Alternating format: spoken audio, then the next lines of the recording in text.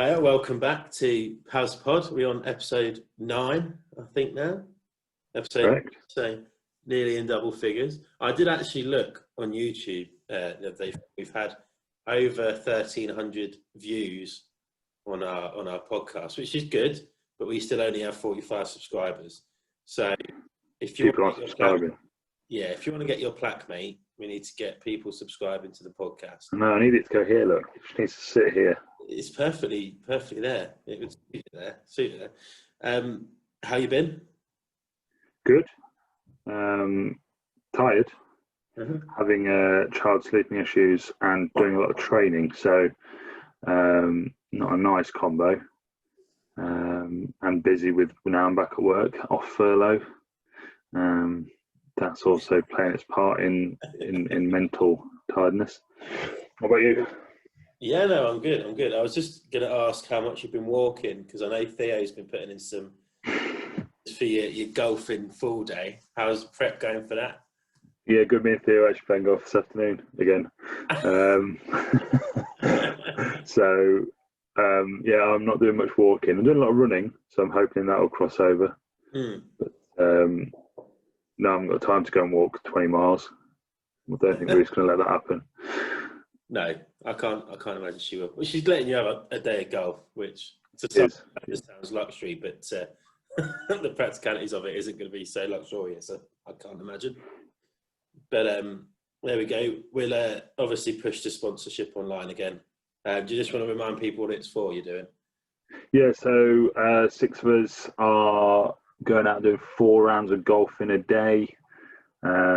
Starting as early as possible and finishing around 8 p.m. or before it gets very dark. It's on the 19th of September, and we're looking to raise money for Cancer Research UK, just sort of in memory of those Paviors and everyone else that we've lost to cancer over the 120 odd years, 100 years, which Paviors have been a club. Yeah, cool. It is a good cause, so if you can donate, obviously messages of encouragement are useful, but not as useful as cash. So this week's 15, we've gone for British musicians, haven't we? We have. I've got to admit, I've hurriedly put this together, and my knowledge of music is absolutely foul. Mine's average. So this could be interesting, and I'm sure, I think you said to me earlier, the back line is very difficult to decide. I mean, actually, in terms of, with certain exceptions, artists don't tend to carry that much bulk. No. I mean, I was desperate to squeeze Chris Martin in there somewhere, but I just felt like he'd get broken. Yeah. I mean, not going to lie, apart from a few loose things in the back line, most of them have gone for people that look like they don't want to get hurt, because that's what backs are. So that's what I've done. But who's in the front row anyway? So I've gone for Adele at loosehead. Nice. I've gone for Lewis Capaldi at tight head. Oh. With Phil Collins at hooker, because he looks a lot like Keith Wood. Yes.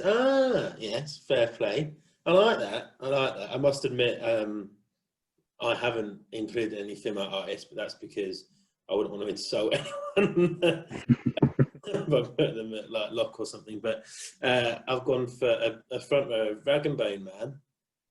Oh, good. Yeah. Also, what my little cousins thought I looked like when I shaved my head. I was just thinking exactly the same thing. Far better than a few things I've had. Brian Johnson from AC/DC at hooker, because he's only 5'4", so quite nice. Yeah. And then aggressive. And aggressive. And my other prop is Big Nasty, because I just think it'd be class. Yeah, no, I like that. Got a lot of time for that. What's your second row? So my second row, I've got Stormzy, big 6'4". He isn't going to back down. He wants to get stuck in. And then also Buster Bloodvessel from Bad Manners, big, tall and bulky. Don't know. Niche. He's a big, tall, fat lad. Too tall for the front row, so I thought I'd include him at 5. What was your second row partnership? So, my second row partnership is based on the kind of character of a second row, which is always quite unique. Yeah. So in there, I've got Brian May, quite a big bloke, relatively unique personality. Yeah. And then the second one, allegedly, at certain times of his life, he's done some very reckless things. So I've gone with George Michael. Because I really want that sort of looseness in the second row. That is loose. I'd just like to say again, allegedly, he has done certain things. Yeah. We do not have a be sued. You could take us for all we have, and that's not a lot. My back row consists of Ozzy Osbourne at 6. Nice. Bit mental. Liam Gallagher at 7. Oh, yeah. And I've gone Stormzy at 8. I've got Stormzy at 8. Yeah. See, I did think about matching your flankers. Ozzy, and I wanted Liam Gallagher in there, but I didn't in the end. I went with Bez on one flank. Just because he's a nutter. He's not going to know if he gets punched in the face, is he? It's true. Off his tips most of the time, allegedly. 7, I want a flanker that's never going to give you up or let you down. So, Mick Astley. He's never going to desert his teammates. So, I've got Rick on one flank. I've got Lethal Bizzle at 8. Big ball cap. Oh, nice. Yeah. Again. Pow. Pow. Yeah. But I was very pleased with Rick. So, yeah, I'm very impressed with that. That is tenuous and I love it. After that, I was like, I don't care who else is in my team. Who have you got at 9 and 10? Got Phil Collins at 9. Sure. Looks like a 9 if he were to play rugby. Mm-hmm. And then a bit least again. At 10, you want someone a bit level-headed. Someone that's not going to get wound up easily. Potentially someone with a tiny temper. Got tiny temper at 10. Oh my God, that's painful. Have you got 9 and 10? At 9, I've got Freddie Mercury. Mm-hmm. Although not technically British, I don't think. He's from somewhere else. Some of the people in mine. Well, that's true. I took him back that one. And then Robbie Williams at 10. Going for Robbie at 10? Yeah. No, can't think of any of his songs. Well, I put him at 12 because I want someone to entertain people at 12. Nice, yeah. Well, I'm just looking for him to rock your body at 10. He can do what he wants. Is that one of his songs? Rock DJ, I think, wasn't it? Rock DJ, yeah. Damn. Rock my body. So that he's my 12, and my 13. I did check. He was born in Harrow in the UK. But Peter Andre, just because he's got a decent rig on him, so he looks like he should be a 13. Yeah, no, I like that. I like that. Slade-esque, so he's gone 13. Who's your back 3? Well, my 12 and 13 are Dizzy Rascal. Dizzy Rascal at 12. Nice. And then John Lennon at 13. Oh. Just because he's a bit of a wizard, isn't he? Yeah. I enjoy that. So you've thought about that one. And then my swingers are Keith Richards. Yeah. Because you want a bit of a party animal in there, don't you? Yeah, and then, someone to a bit of flair. And then Elton John is a rocket man. Class. I was trying to get in the team somewhere and I couldn't do it, but that's the perfect. You got 15? Yeah, Gary Barlow. Barlow at 15. And you got to get Gary Barlow in there. Yeah, no, I agree. I've gone pretty. Oh, hello. I've gone Marvin Humes from JLS on one wing. It's quite a tall bloke. Yeah, exactly. And then Harry Styles on the other. Didn't want him in my team. No, I didn't particularly want him, but then I thought, is this going to be a kind of pro level, or is this a community game? And quite often, people that can't play rugby, we stick them on the wing. Harry Styles is my Tom Casey. And then at 15, I've got Paul Weller. Don't know why. Just thought it'd be a 15. Yeah, no, I can. Yeah, I mean, they're two pretty terrible teams, really, aren't they? Yeah. I mean, some of the tenuous links were fantastic, but Rick Astley's a quality flanker.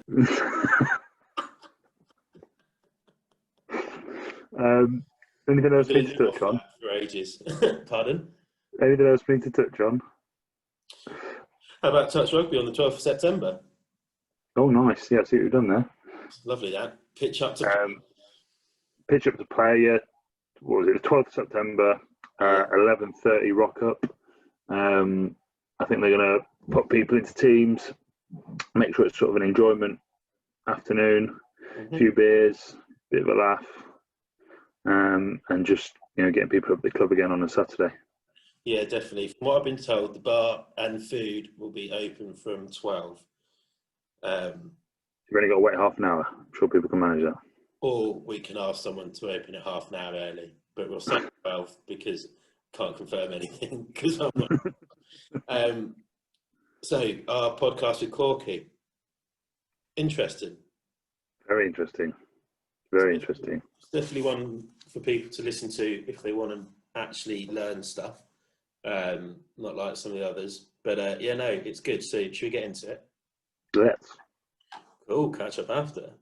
Corky, welcome. For those who don't know, Corky, he kind of done a little bit of everything in rugby in a lot of different countries and a lot of different teams, in different leagues, including professionally at Notts. But Corky, do you want to give a quick overview of your rugby career from where you started to where you are now? I'm not sure I can do it quickly, but it's been a few years. Basically started at Mellish as a 13-year-old. Went through a successful team there until Colts, and then they disbanded, so ended up going to Paviors. Played Colts there, played seniors at 17, I think. I was at Leicester Tigers as well as that time in the academy. And then went to Nottingham at about 18, 19. I don't know how many years I had at Nottingham. Any idea, Phil? It was around when Phil came into the system. Well, no, a bit before that, mate. I hate to break that to you, but I think you probably did 6 or 7 years at Notts, what I thought. I think it was longer. I think on and off. You disappeared. So then I had I had 2 seasons in New Zealand as well. So I did a season in Wellington and a season in Nelson. Both really good experiences.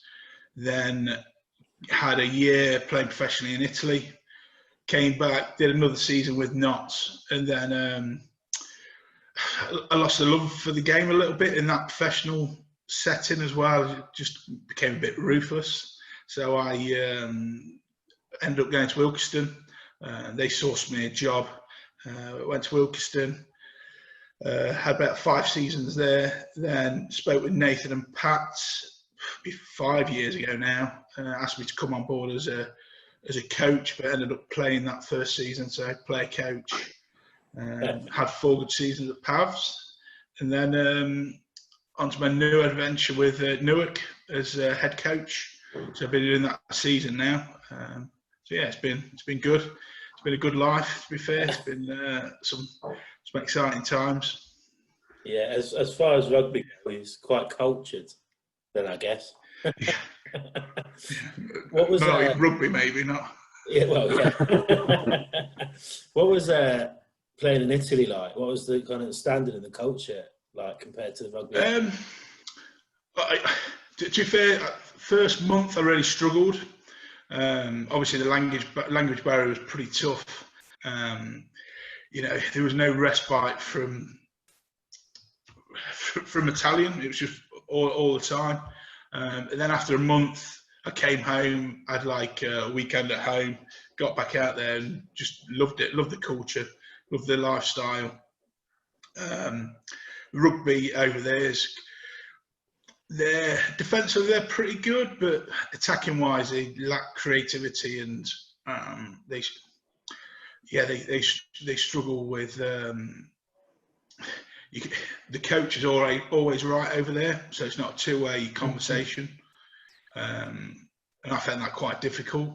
Coming from Nottingham, where we'd had Glenn, who was quite pretty much over to the lads to come up with their ideas, and then he'd have his say whether it would work or not, to going over there to be pretty much told what to do. And there's stuff that you do and you're just thinking, this is wrong. But if you didn't do it the way they said, then you weren't playing the following week. So it was a little bit of it was tough out there in that respect. But in general, I love it. Keeping contact with a few guys over there still. Really, really good times. I advise any young lad to go and play overseas anywhere. It's just the experience you have. Yeah, definitely.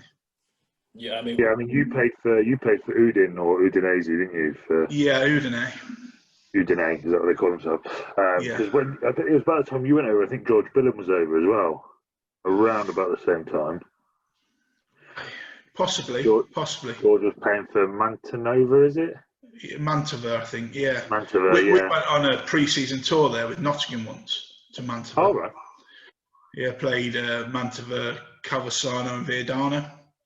Right. The Viadana game was quite an interesting one. It was a 40-man brawl on the pitch. Yeah. Did you hear about that one, Phil? There was a 40-man brawl on the pitch. It was. No, I didn't have it. Yeah, it was. 39. Jacko was stood watching. So. Standard. Yeah. It's very reminiscent of the one against Neath where Savage was left just stood on his wing by himself. Probably the best place for him. Yeah. So there's a few lads that went over Twistley about the same time as you from sort of my age group or from what was Nottingham Academy when I came through. Because they had a real surge to bring in players. But it never really kicked off. Yeah, so the season I did, they wanted to offer me another contract, but the foreign player ruling changed, so they reduced by 2. It wasn't just 1; it was 2. And they have a lot of Argentinians playing over there. Yeah. So on the back row, anyone can play on the back row, can't they? So.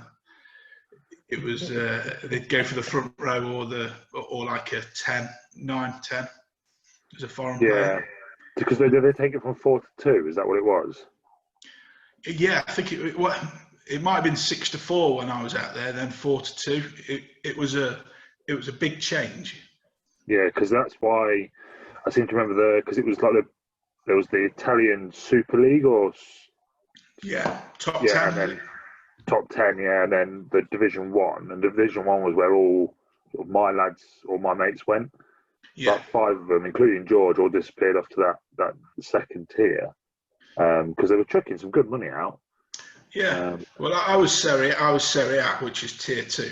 Yeah, where I was playing. It was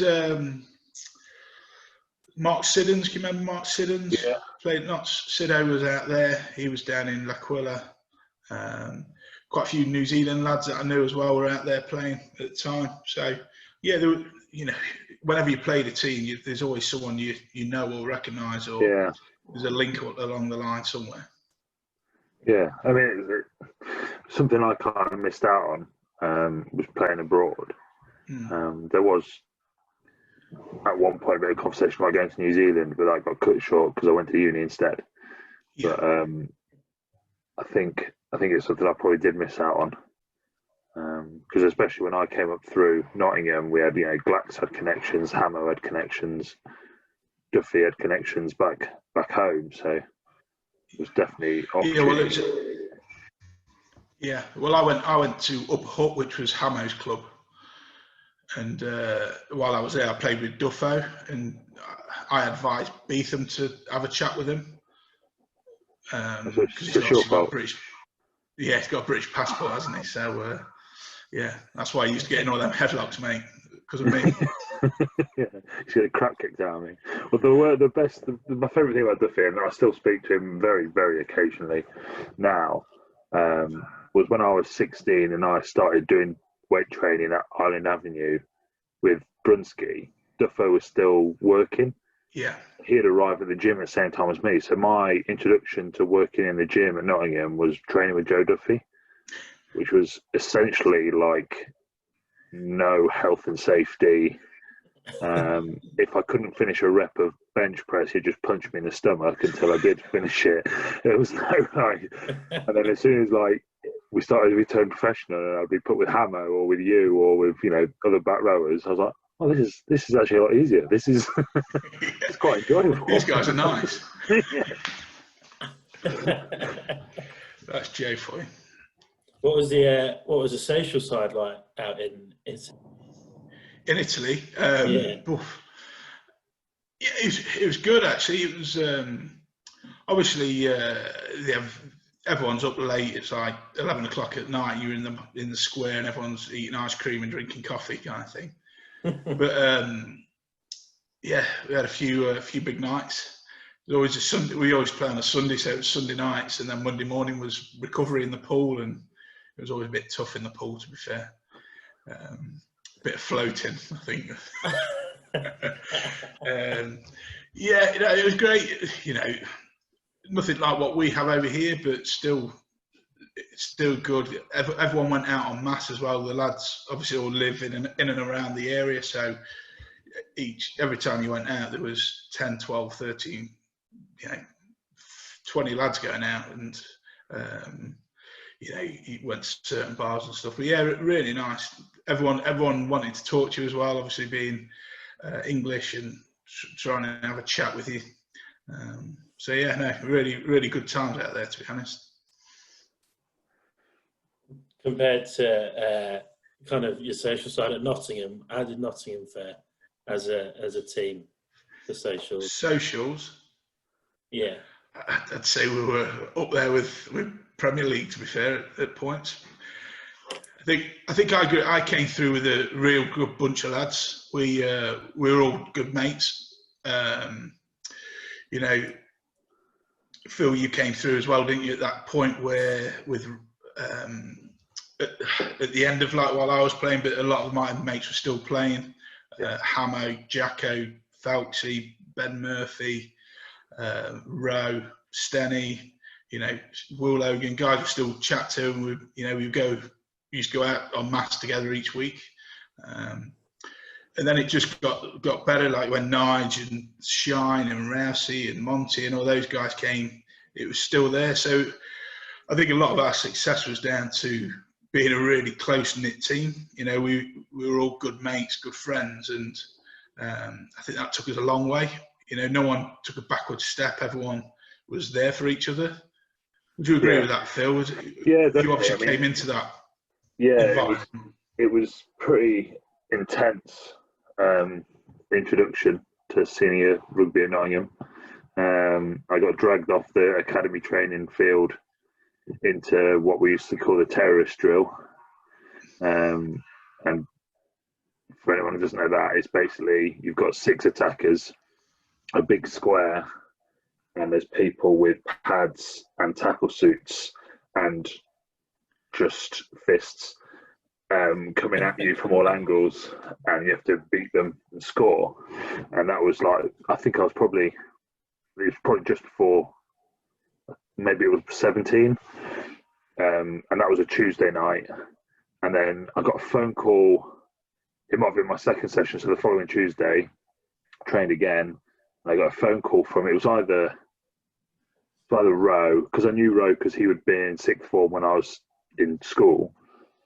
Rowe or someone like that, and they said, "Oh, we're going for a drink tonight if you want to join us." And I was just like, "A Wednesday night, I've got school the next day."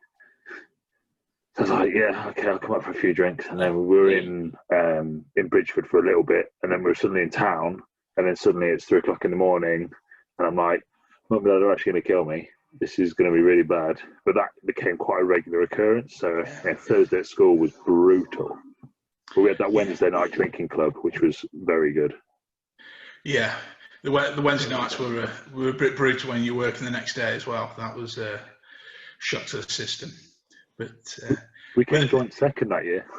Yeah, well, our first season in the championship, we were having a bit of a tough time. I think we were like 6-7 games in without getting a point. Playing well enough, but obviously getting used to the standard. And I think it was a Thursday night, and Beath called no training, we're just meet in town, and we got pissed, and we won on the Saturday. So that became the following week. We'll go out afterwards, and I think it just escalated from there. So from then we're a midweek drinking team as well, I think, at points. Yeah, I think that was the season you boys did that was either a year or 2 years before I started playing with you lot. And that Wednesday night drinking thing just became like a genuine thing, and players would come to the club because they'd heard about it. So we were attracting players off the back of that. Like, what was the name of the massive second row with the biggest forearms in the world? Nemo? Stannard. Oh, Stomps, yeah. Stomps. Like, he came just because he loved the piss. He'd drive like 2 hours to training just so he could have a drink with the lads on a Saturday night. He'd get there like 30 minutes before the end, wouldn't he? He wouldn't do a full session Stomper. The amount of times I filled in for him in a team run. Yeah. Didn't complain about it though. You don't argue with him either. No.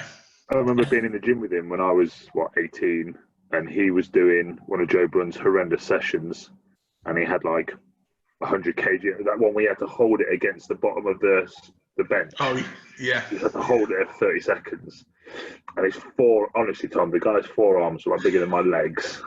Jeez. He was essentially Popeye physically. He was a freak of nature. But he was just amazing in the gym to watch. Him and Duffy, just two absolute beasts in the gym. What about Molinar? Were you there when Molinar was there? Oh, he was disgusting. He was interesting chap, really, really nice bloke. But as soon as he was drunk, he was the scariest man in the world. I seem to remember a night out in Walkabout where he was drunk. It's a stare, doesn't he? Yeah, the stare. And some lad was like chatting to a group of us, and Molinar was just staring at him. And I was just like, mate, I think you should go. I think you should just go away. Yeah, it was built a really good rapport, and then I think the more professional it got, that kind of fell away a bit. And I think that's when you say, it got a bit stale. Yeah, I think we were all trying to figure out what professionalism was, weren't we, all together? And I suppose even Glenn to a point, and everyone we were trying a bit too hard in some cases and not hard enough in other places. But yeah, I think they obviously got things going now, and we were probably that last of that breed of like beating each other up in training, and lads facing up to each other, and you'd often see lads having a fight in training and no one batting an eyelid and just getting on with it, and regular occurrence. And I think we were probably the last of that generation where we did that. We were body hard, and training was harder than games at points. Yeah, it was horrible. We were physically strong through the training. Well, I seem to remember one of my early sessions, we were just doing 5-metre channels, 10-metre run at one-on-one tackling. I was just like, what the hell is going on? We used to do a mauling for with Reece.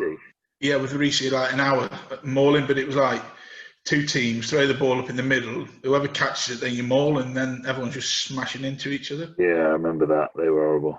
Yeah. Do you think kind of training needs to kind of almost stay in the game? So I was listening can't remember what ex-pro was saying it today or yesterday, but they were saying how for player welfare, if we're going to go to kind of midweek games with just be contact-free training, and it can only ever be tackle bags and whatever, do you think there needs to be that kind of actual contact training? Or to be honest, I don't do a lot of contact in training.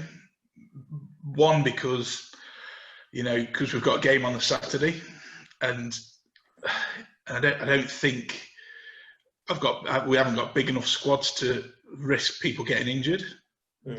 And two, I'm not sure lads enjoy it as we did.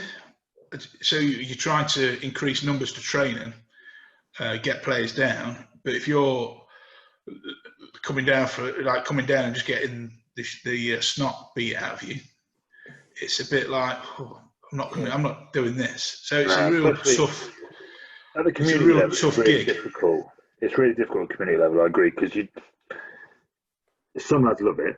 The people at the Paviors Club that we could all name that absolutely love a contact session, and there's people who will just hide for an hour and not enjoy it, like you say. And plus, you can't risk the injury. There's just not enough players. Yeah, that's it. And I think it's a shame, really, that there's not more contact in a way, because I think it would make people a little bit more robust. But you've got to start somewhere, and I think at the minute the need to do the contact within training is just not there. I think it started out of appetite, didn't it? We're not doing contact in training because there'll be more appetite to smash someone on a Saturday. Yeah. But I don't know. I was always ready to smash someone on Saturday after training. But I think that team we played in, and you were in it for longer than I was, Corky, that sort of group. But we had such competition, even within a relatively small squad.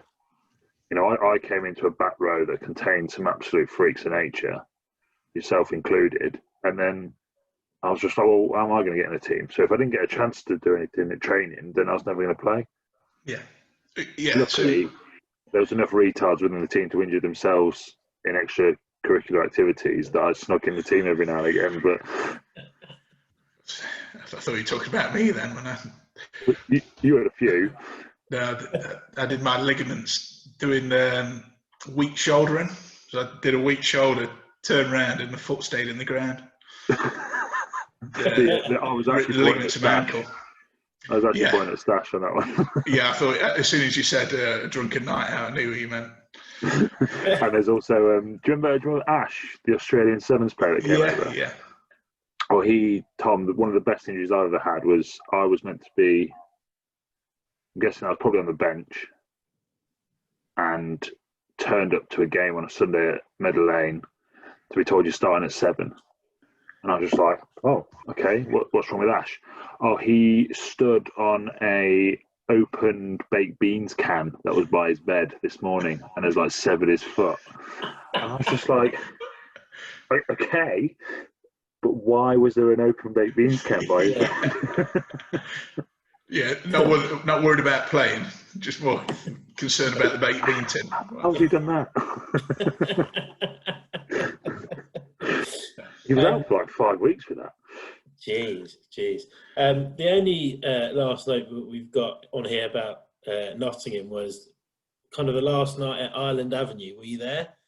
I was there, yeah. What happened? Is there anything we can disclose? I think there was a court session with a bit of fancy dress. What else happened? Yeah. There was some physio beds going through windows. There was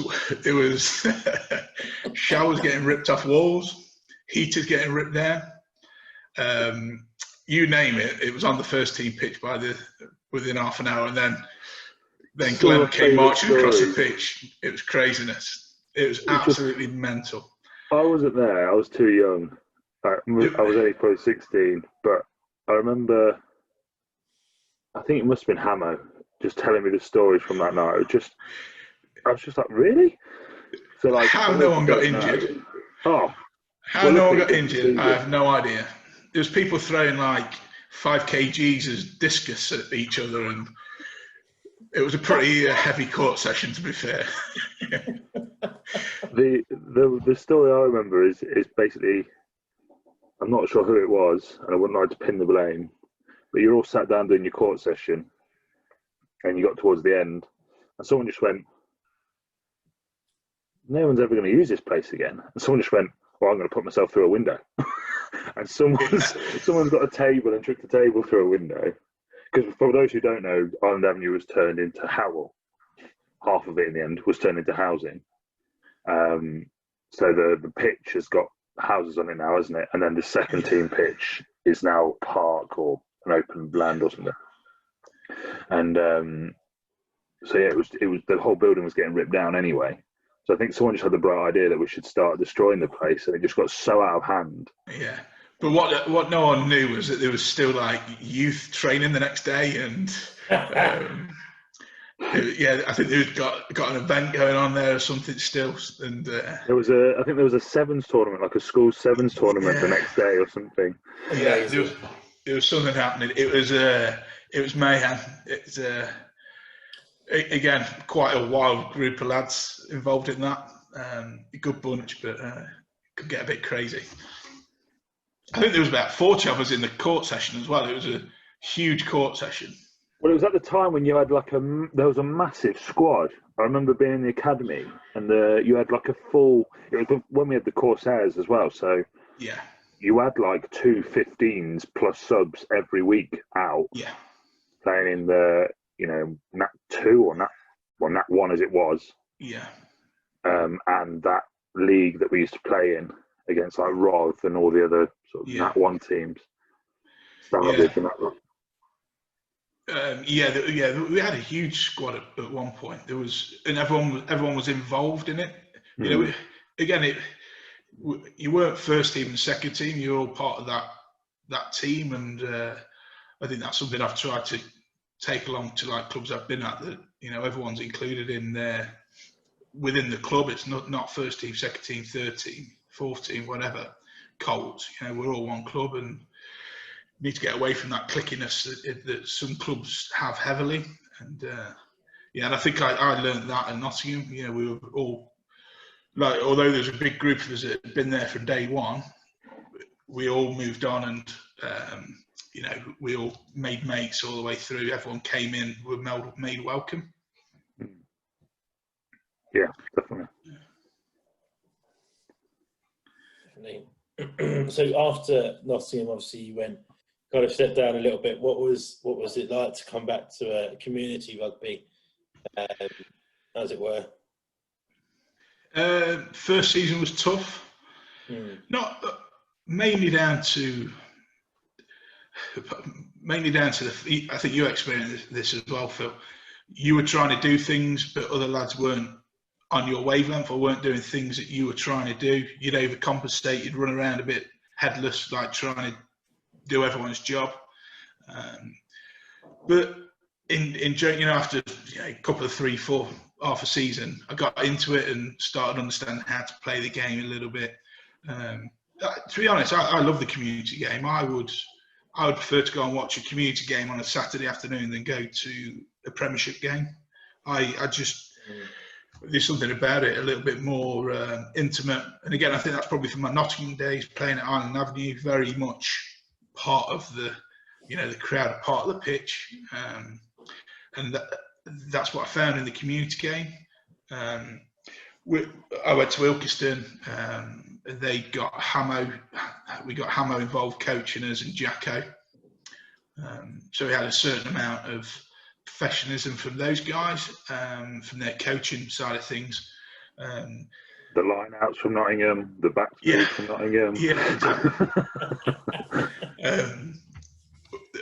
I suppose the biggest issue is the training numbers. You go to training, and one week you'd have 20, 25 players, and the next, when the wet weather came, there'd be 6 of you on the pitch trying to do something, which is a bit demoralising for the coaches, but also as a player coming from a professional environment down into that, it was a bit, is this what we're doing? So again, it's about geeing the lads up to commit to more training, and it's something that comes. There's something that clicks with the lads that they want to be there on Tuesday and Thursday. It's just becomes a natural thing for them.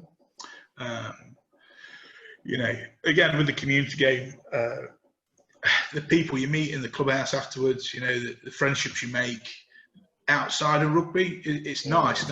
It's not all about rugby at community game. You've got, you can go and have a drink with someone, or you can go out and you can play a round of golf with people that's not involved in the game, because you make so many good friends within the clubs.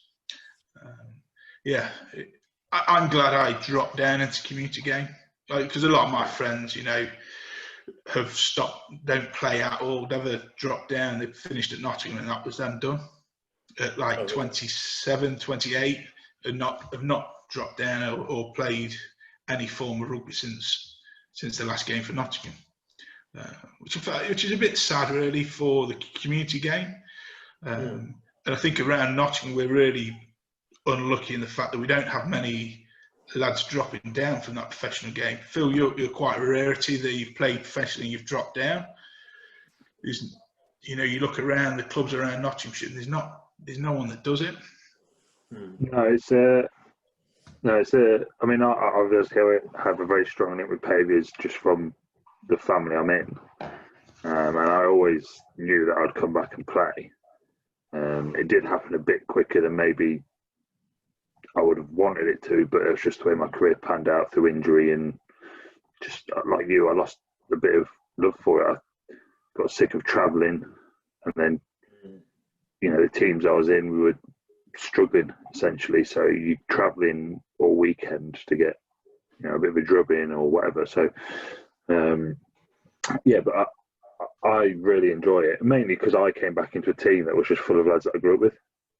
Like obviously George and Doug and Stevie and all other lads in the team. Theo, it was nice to play with Theo and all that sort of thing. Josh Hall, who I'd coached when he was younger, just dropped into a team full of people that I already knew, and we've got a common bond already. So that made a huge difference. And then just trying to help as much as I can with improving players. Like I really enjoy getting hold of the youngsters that come up and trying to explain to them just the little delicacies of rugby. I think that's something that you're really good at as well, Corky, because you're quite a clever player. If you can just pick out one skill that they can improve that could change the game, it makes a massive difference.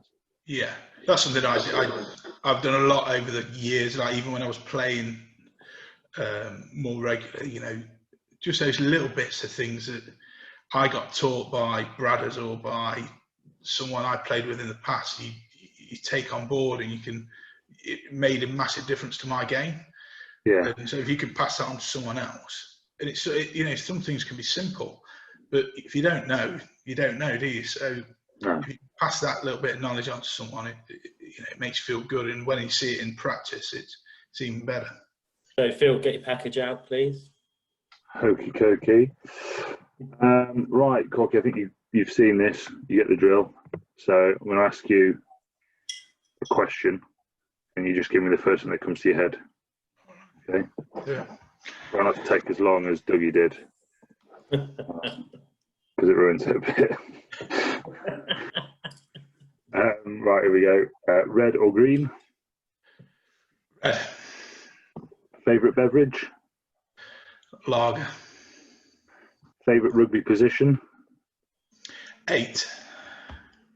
Favourite club you have played for? Nottingham. Best player you have played against? Andre Voss. Newark or Pavs?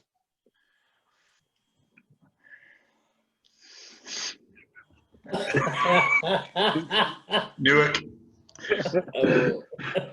Favourite opposition?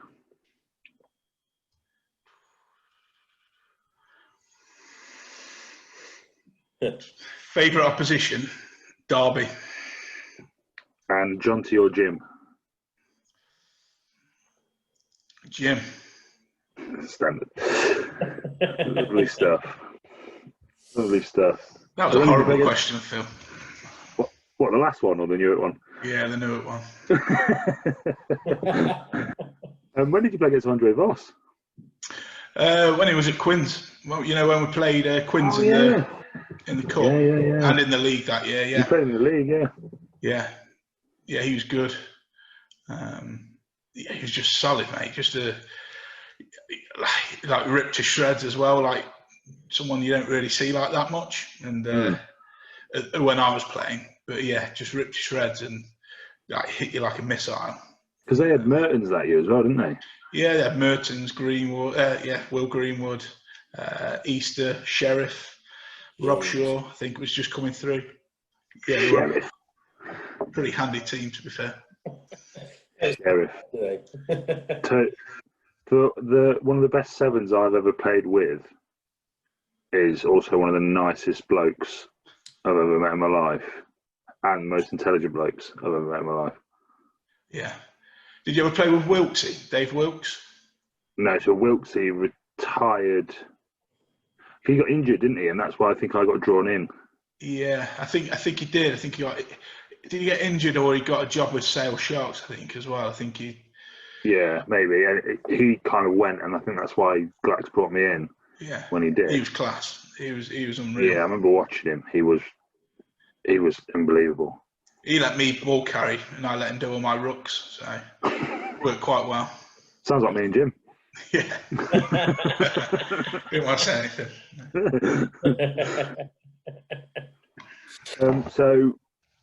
What's your worst rugbying memory? Quite easy, this one. Sat on the pitch with Nottingham against Dudley Kings Winford in a cup match. So this was like when National Cup games were on. Oh, yeah. And we just got pumped by 50 points against Dudley Kings Winford. I didn't speak to anyone for I couldn't get on the team bus. Luckily, my mum and dad came, couldn't get on the team bus. I was that angry with some players and some people. I got on the bus and went. Got in my dad's car and went. Other than that, I don't really have many bad memories, to be fair. You know, even the bad memories, you can make positives out of them, can't you?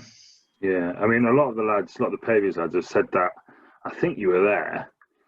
Was the old Northamptonians at home a few years ago when you would have been on the sideline, if you were there, when it was like 1 degree, hammering it down with rain, and it was absolutely freezing. Yeah. But probably I can understand losing to DK by 50 points in the cup. Being quite we were painful. like three levels above them as well. It was one of those. Yeah. Did it just not click on the day or something? Or no, I think our coach just didn't turn up. So we didn't have a coach today. It was just that when you were in that too?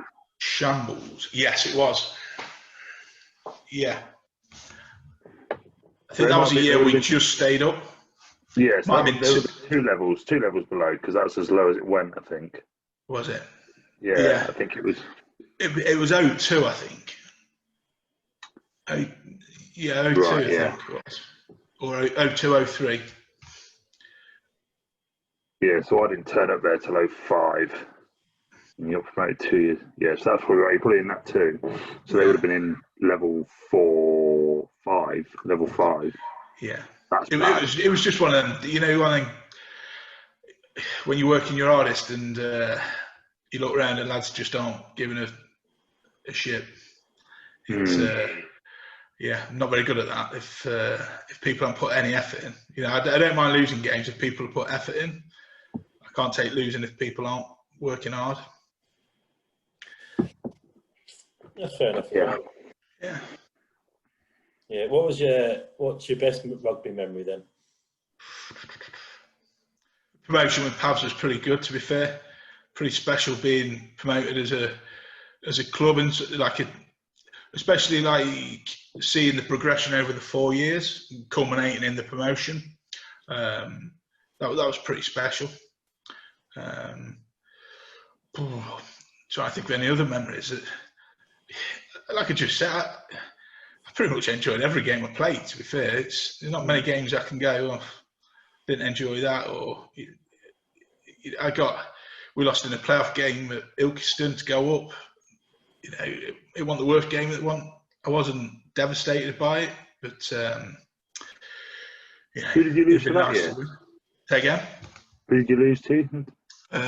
Worcester Wanderers. Oh wow!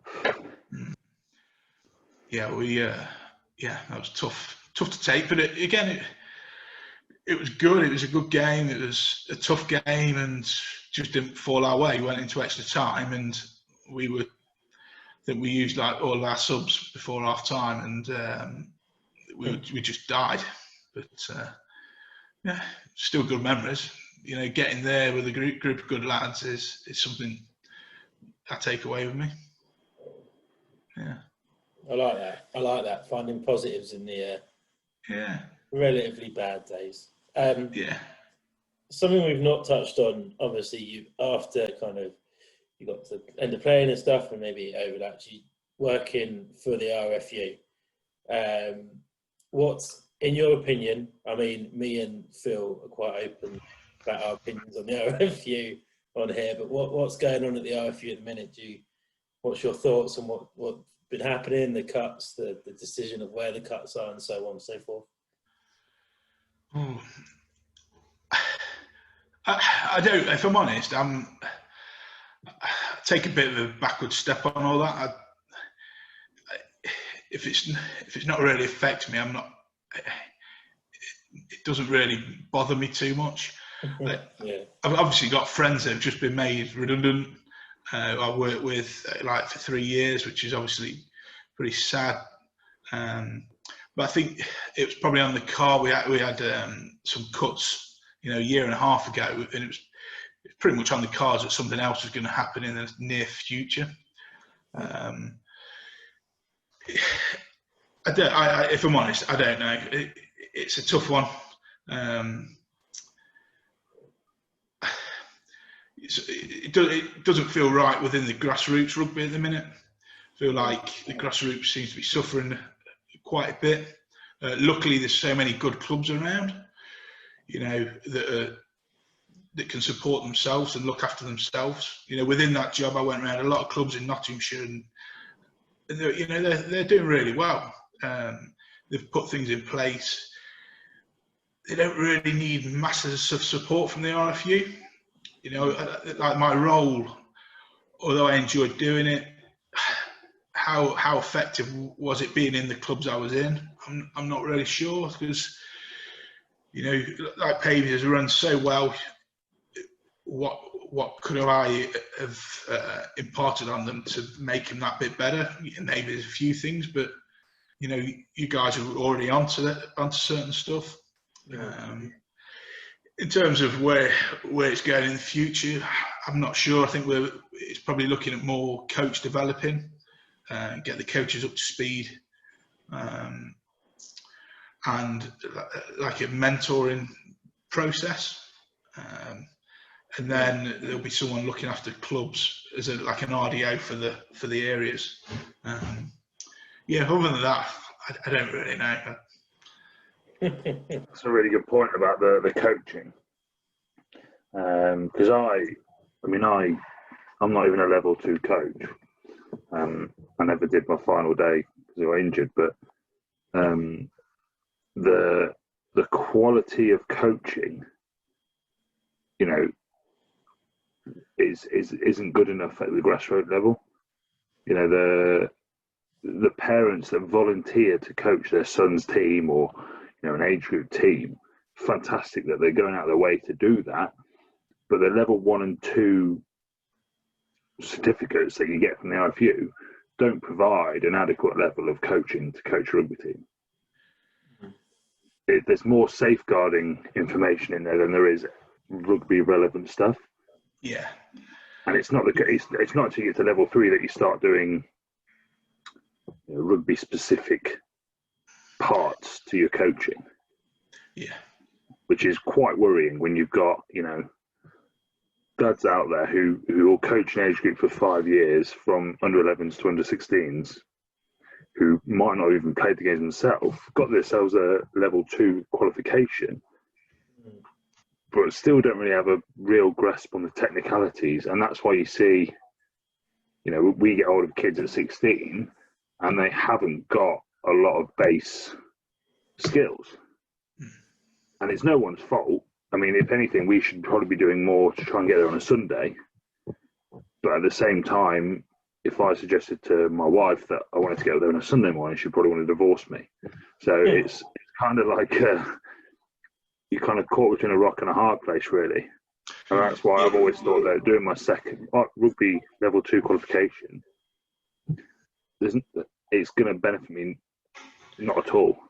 Yeah, I agree with that, Phil. I think I've been thinking about doing my level 3, but then do I want to do my level 3? Do I want to take a year to do it, or and what am I going to get from it? What am I actually going to gain from getting a certificate? I think something we can do though as clubs is look at having a system where, and we did this at Paviors, where, you know, the under 15s coaches speak to the under 14s coaches about what they did that season and have a little bit of fluidity along those lines. So the under 15s coach might go and do the 14s for a couple of sessions on certain areas that the coaches are lacking, but the coaches that are coaching have to have a little bit of, okay, that's fair enough, you can come and do that. They've got to be open to that. And I think a lot of community clubs, a lot of teams focus on, I need to win the NLD Cup under 13s, not about, I need to develop 20 players to be in my senior setup. I'll just take people being able to catch and pass from the get-go.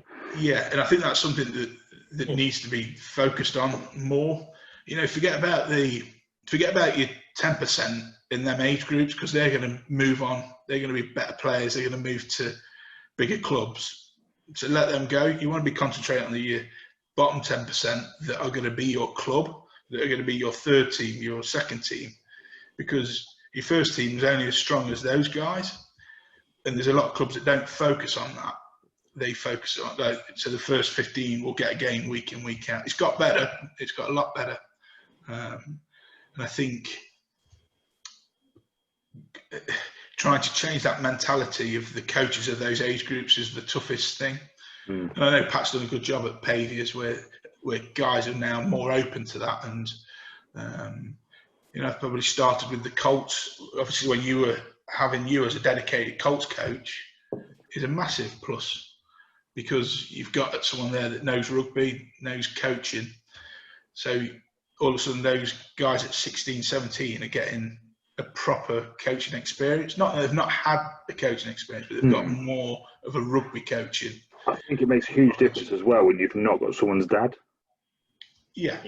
So as a dad, you can only be so volatile and abrasive to the lads.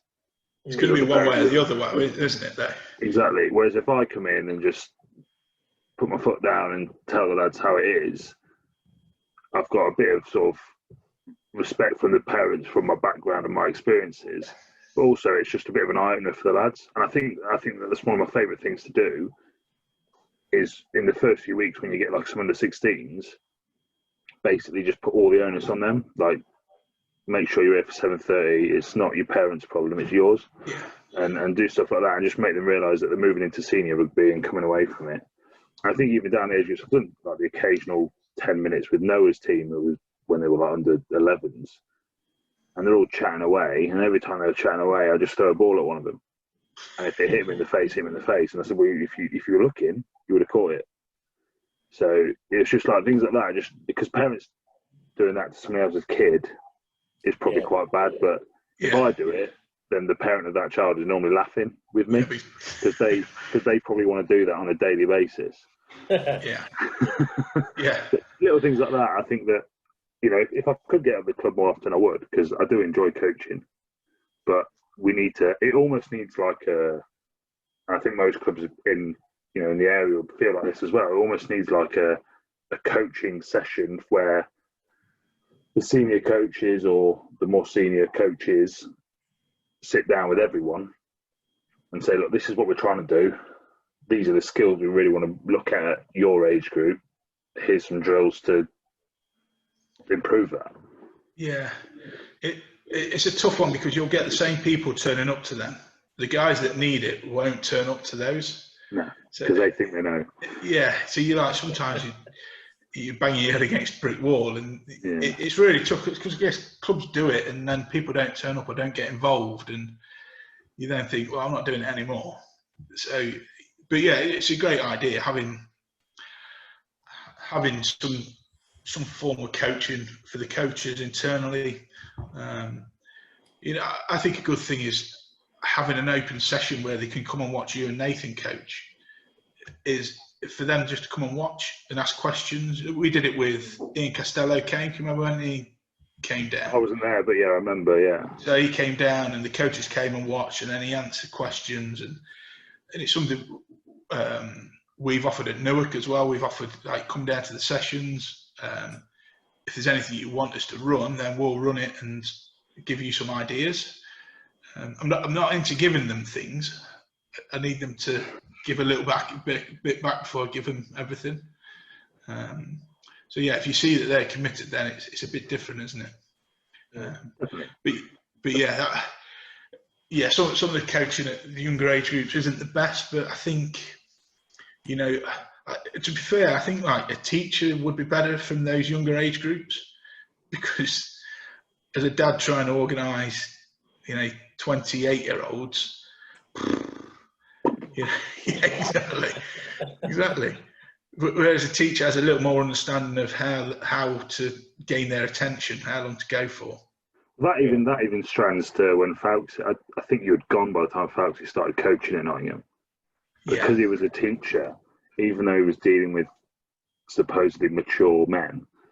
He literally treated everyone, even though they were his mates. Like the year before, he had been in the team.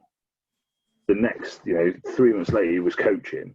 He was treating us like students, and it was brilliant because everyone just bought in, and he would like berate you like he would one of his students if you weren't listening or if you messed up or whatever. So it was really. You throw the ball at you a few times, Phil. Well, I always caught it, mate. So it's fun.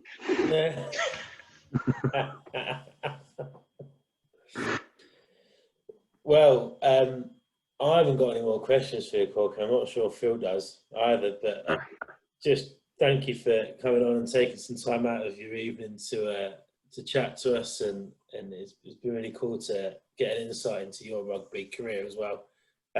Again, a far better guest than we had in Jim. So having Gaz Briggs and then you, we're only going up, so can't wait for next week. But you'll have to get someone that's not ginger next time, though. 3 gingers in a row, that could be dangerous. We're going to get racially profiled if we're not careful. I'm not getting Kieran on.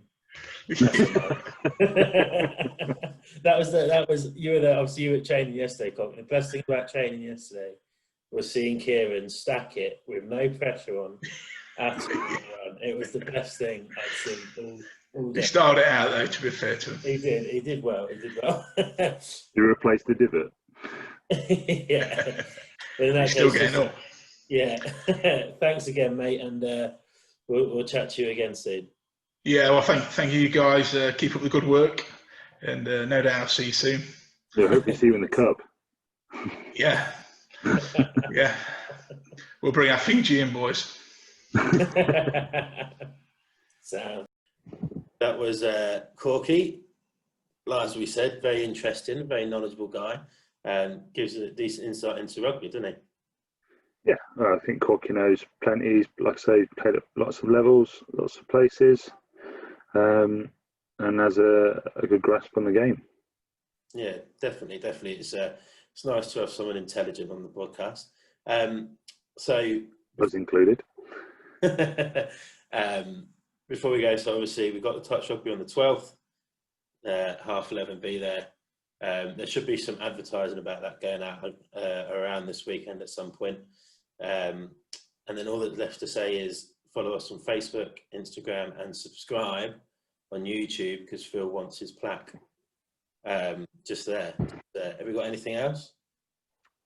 I don't think so. Oh, if you could give to our charity day, that'd be very helpful. Very Indeed. kind.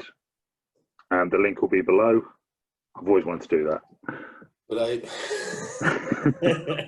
I could put anything I want down there now. I was going to say something, but I've forgotten because I made a joke. Any wise words? No. Cool. Right then. Well, see you later.